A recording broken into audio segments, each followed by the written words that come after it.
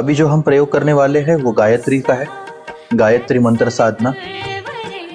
बहुत से लोगों को ये पता है कि गायत्री और ओमकार ये दो ऐसी साधना है जो वैदिक साधनाओं में आती है। कहा जाता है कि ये वो दो साधना है कि अगर आप करें तो आप अल्टीमेट रियलाइजेशन इन मंत्रों से कर सकते हैं। बहुत से प्रयोग है गायत्री के और बहुत से लोग इसे जाप भी करते हैं रेगुलर। लेकिन बहुत से लोगों का ये कहना है कि रेगुलरली जाप करने के बाद भी उन्हें उस तरह के इफेक्ट्स नहीं आते जैसे कि एक्सपेक्टेड है या गायत्री के द्वारा बताए गए। कुछ लोग इसे कहते हैं कि गायत्री का कीलन किया गया है, ये वो। सच झूठ में हम नहीं जाएंगे, लेकिन जब हम पब्लिकली बात कर रहे हैं तो सबके लिए एक ऐसा प्रयोग चाहिए जिसमें गायत्री सबके लिए काम करे। याद रखें कि इस प्रयोग को करने का समय सुबह 10 से पहले का, या सच कहूँ तो 8 से पहले का, सुबह 8 से पहले और शाम को 6 से 8 के विंडो के बीच में इस प्रयोग को करना अति उत्तम रहेगा। उसके बाद अगर कोई ना कर पाए तो सुबह 10 से पहले और शाम की विंडो वही है 6 से 8 बजे, तो ही ये प्रयोग पूरी मात्रा में पूरे अच्छे से आपके साथ काम करेगा। स्नान करने के बाद, भगवान की पूजा करने के बाद, या अगर कोई भगवान की पूजा नहीं भी करता है तो स्नान करने के बाद एक शांत जगह पे बैठे कंफर्टेबली। कोई खुर्ची पर भी बैठ सकता है, अगर उसे लगता है तो चेयर का भी इस्तेमाल कर सकता है। अपने शरीर को कंफर्टेबली ही रखना है। आंखों को अगर लगता है कि 10 बार खुल रही है तो पट्टी लगाना बेहतर, आंखों को पट्टी बांध ले। अदरवाइज एक दिया लगा ले, लाइट्स बंद कर ले और शांत बैठ जाए अगले 10 से 15 मिनटों के लिए। इस प्रयोग में हम शुरू कर रहे हैं। शांति से बैठे कंफर्टेबली, जो भी पोजीशन आपको सही लगे अपने शरीर के हिसाब से, और सांसों को नाभि तक लेके जाए और छोड़े। सामान्य स्थिति में कोई जल्दबाजी नहीं करेगा।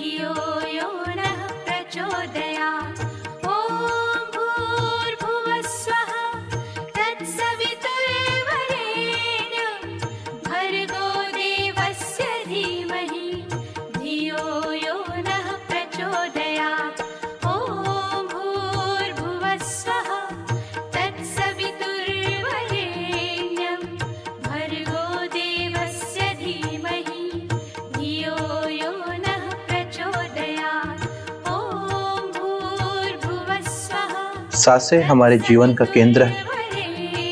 जब तक ये सांसें चल रही, तुम्हारा जीवन चल रहा है। तो यह बहुत ही महत्वपूर्ण है कि कोई भी प्रयोग शुरू करने से पहले हम थोड़ा सांसों पर केंद्रित हो जाए। जैसे हम जानते हैं कि माँ के गर्भ में हम सब नाभि से ही जुड़े होते, तो जैसे ही तुम नाभि के पास अपनी सांसों को लेके जाओगे, तुम अपने भीतर एक गहराई पाओगे। अपने भीतर तुम उस चीज का अनुभव करोगे, मौन का।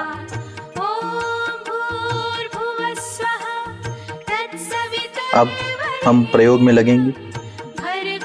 नाभि पर हाथ रखें और मंत्र को बोले ऐसे जैसे आपकी आवाज बस आप ही को सुनाई दे रही। याद रहे कि ये जोर जोर से करने वाले मंत्र नहीं है। आपको दुनिया को नहीं बताना है कि आप मंत्र कर रहे। जिस तरह से लय में होगा उसी तरह से हम इसको कंटिन्यू करेंगे।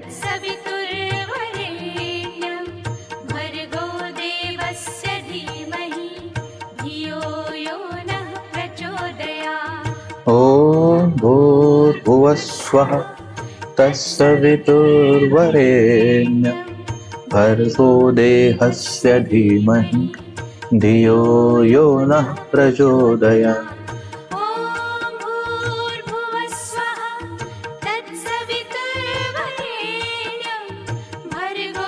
इस प्रयोग में आवाज नाभि से निर्मित होगी। पेट को झटका लगेगा जब हम मंत्र का उच्चारण करेंगे।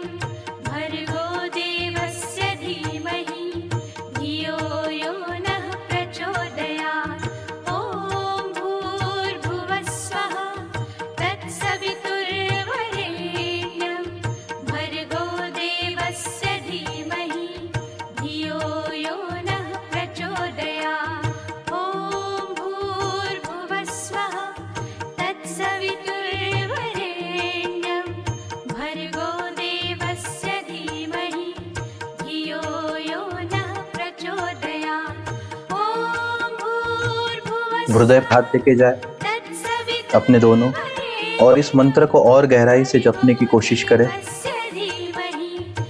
ऐसी आवाज ही निकाले कि जो सिर्फ तुम्हें सुनाई दे। अपने कानों तक ही इस मंत्र का उच्चारण जाए।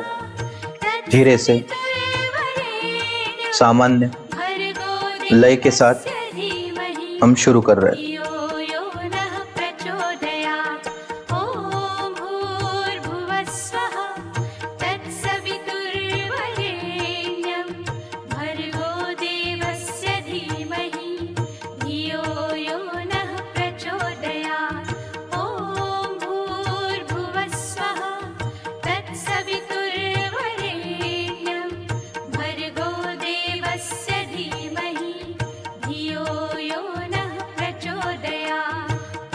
प्रयत्नवत रहे कि अपने हृदय से ही ये आवाज निकले।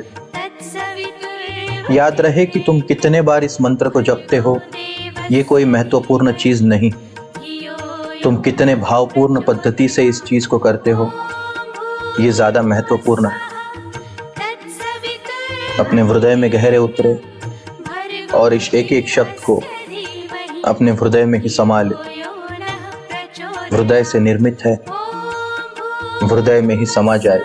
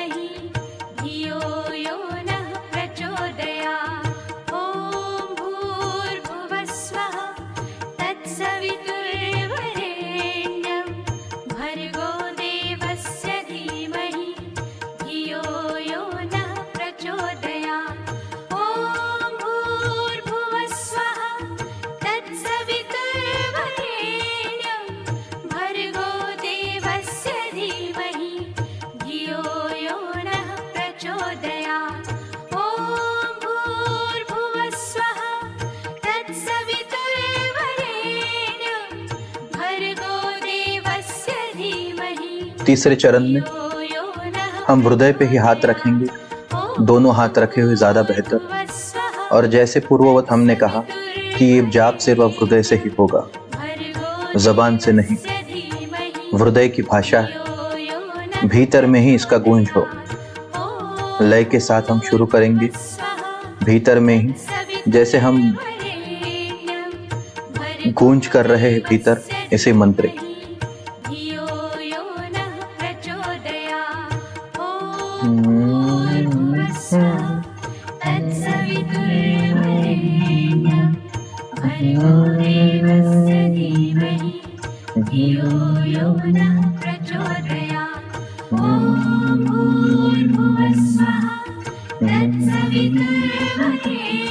मुंह से ये कोई मंत्र नहीं बोलेगा, सिर्फ हृदय से अंदर गूंज हो सिर्फ।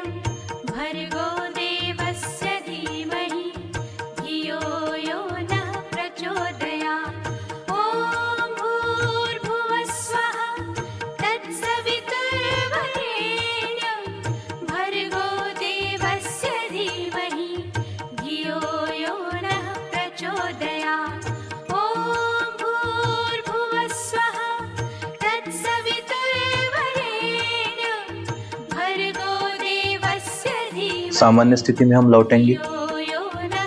इसके चौथे चरण में कोई भी आवाज नहीं हो, कंफर्टेबली बैठे। अपने भीतर जो भी हुआ है, अपने भीतर जो भी निर्मित है, अपने भीतर जो भी कंपन निर्मित है, उसके साथ बने रहे। या देवी सर्वभूतेषु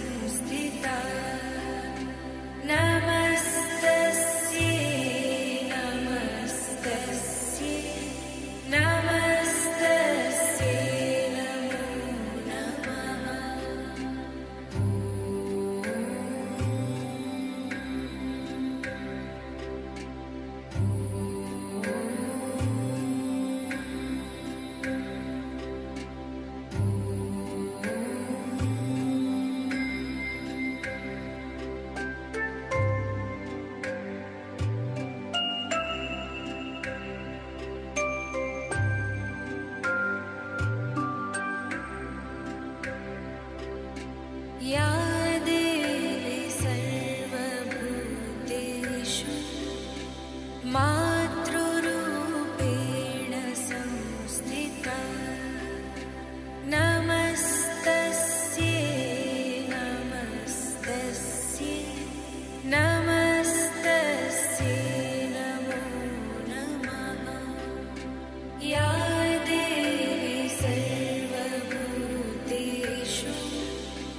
मातृरूपेण संस्थिता नमस्तस्यै नमस्तस्यै नमस्तस्यै नमो नमः।